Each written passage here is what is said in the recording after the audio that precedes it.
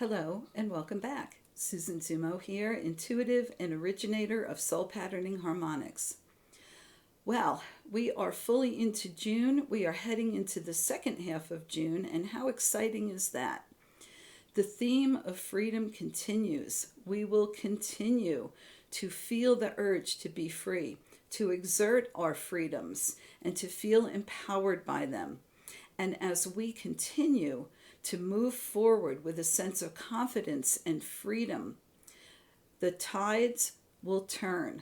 I heard the tides are turning, resistance incoming. So as we move forward, as we exert our freedoms, those who wish to have control over us are going to tighten the reins as much as they can. They're not very imaginative, so they will use the same old tools and tricks that they have used in the past. And you will see this, and I hope that you will recognize this, because what worked before for them does not have to work now. We are standing in our freedom, we are standing in our confidence, we are standing in our desire to move forward into a world filled with peace, health, compassion, love, excitement, and oneness. Something that must be good for all, not just my little group. So be prepared, because you're going to see this come up. This is going to be an opportunity for those who want to continue to move forward to do so. For those who are still holding on to fear or old rigid beliefs, they're going to jump right into it. And you'll see that. And so you must make a decision whether or not you're going to go that way or you're not going to go that way. Doesn't matter, because tides are turning. And so as the old tips and tricks and schemes are thrown at us and we refuse to comply with them, or to buy into them and play along. It's probably a better way of describing it. As we continue on our path and allow those who want to play in that pond to do so, while we move forward, we are going to create that shift and that change. I heard that you will want to remember a story about Chicken Little. Now, this is going to show you how old I am.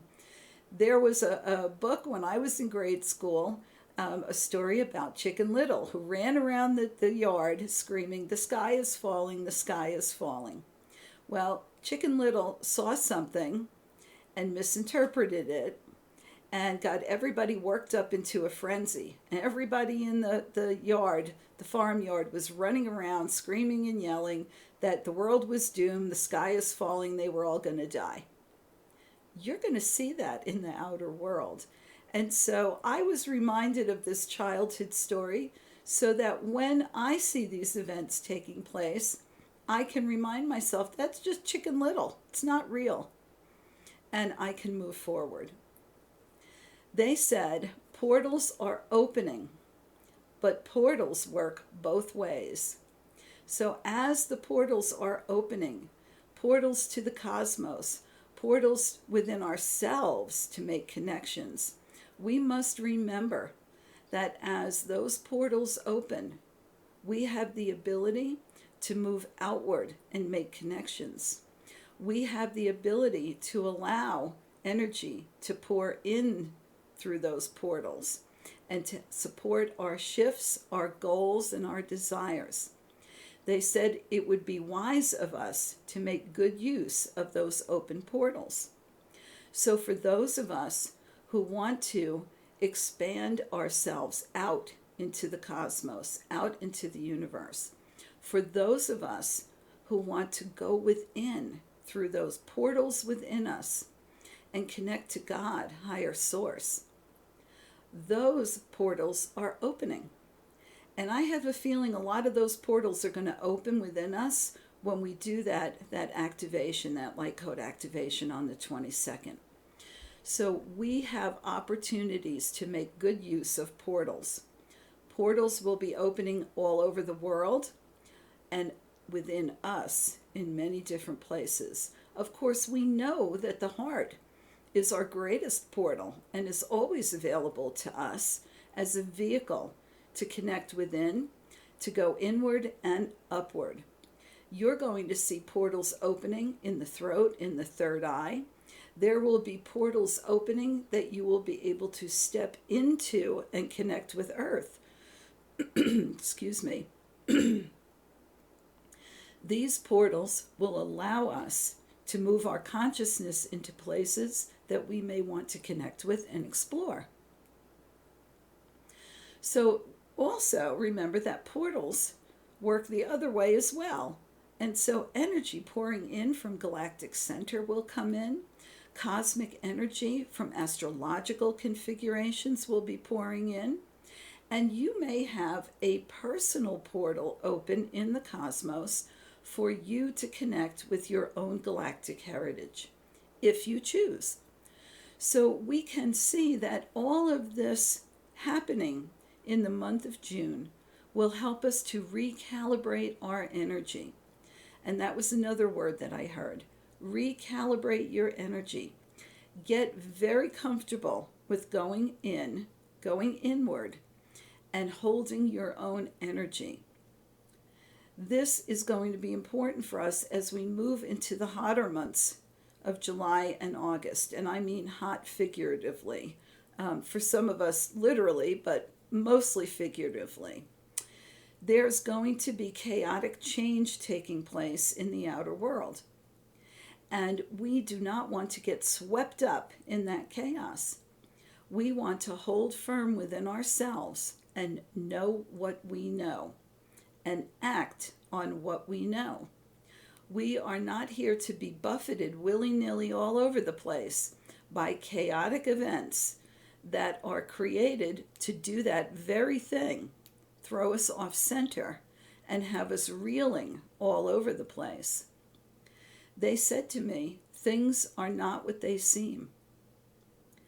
They are not what they seem, and that we must use our inner sight if we are going to see the truth through the facade. So again, chaos does not have to be a part of your world. It doesn't have to be a part of your experience. Chaotic events can be something that others utilize in whatever way they want to. But if we hold to center, those events will swirl around us and we will move through them with ease. Now, I'm saying chaotic events, but I don't want you to take that to mean that they're all going to be negative or bad.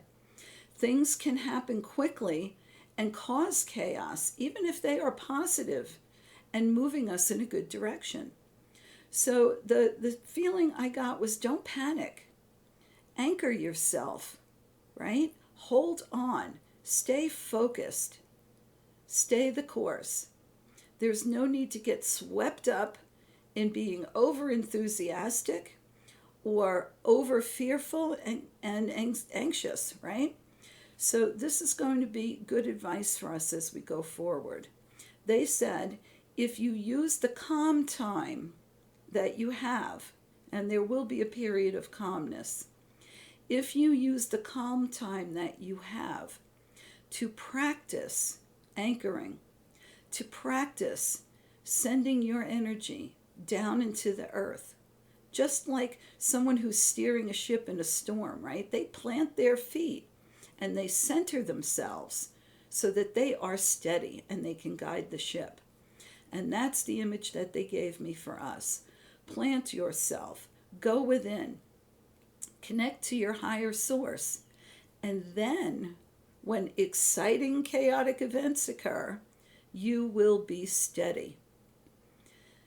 Churning emotions was another thing that I heard. Emotions will be churning and burning. Highly emotional groups of people will be out there. Highly emotional groups. And again, emotions can run in any direction. As we see emotions being stirred up and churning emotions being stirred up, well, we want to always ask ourselves, who's doing the churning and why are they doing the churning rather than just reacting?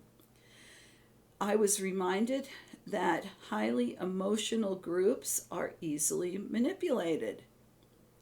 And so it is important to step out of manipulation, to step out of blind emotion, and to allow the rational thinking mind that we have been given, along with the gift of emotions, so that we can be in balance. We cannot let one rule over the other, but we must have both functioning, especially in times of stress. And stress is caused by great change, which we know is coming, right? Tides are turning, change is happening. You may feel it before it gets here.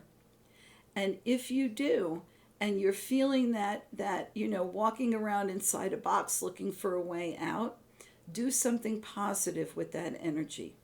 Send healing prayers to those in need. Send light to areas of the world that are in need of light. I was guided to tell you to pray for your countries. Pray for our countries. Pray for our leaders. Pray that those who are working in the light for us continue to have the strength and the protection that they need to accomplish their goals and their path. Pray for those who are functioning in the darkness and in control to be lifted, to feel, to experience, and to understand what it is that they are creating, and to be lifted from that. Now, how they're lifted from that, that's none of my business. But we must pray for the best possible outcome for our countries, our communities, and our world. And I have to tell you, I have been doing this for years and years and years. And this is the first time that I've been directed, that I can remember, that I've been directed and asked to have those who hear these words put light around and pray for those in power. Doesn't matter if you like them or not. Pray for them to have an open heart. Pray for them to be in the light, and pray for them to move in a positive direction. And if they are, pray for them to be protected so that they can accomplish that. We have more power than we could ever imagine, and we can turn the tides, and we can support the turning tides that are occurring. And that's our task right now. So I'm going to leave you with that thought. I want to remind you that when I talk about prayer, I'm not talking about a religion. I'm not talking about how you should do it. What I'm saying is do it. That will help expend all of that extra energy you're going to be feeling that you're going to want to do something with. So if you're not in a position to get up and move around, right, to change your job, to change your environment, do this. And even if you are, do it anyway, right? Send your healing energy, send your light, your compassion, and your love out into the world. It's going to have an amazing effect, and we will see it. So until next time, I wish you many, many blessings, and I will see you next week.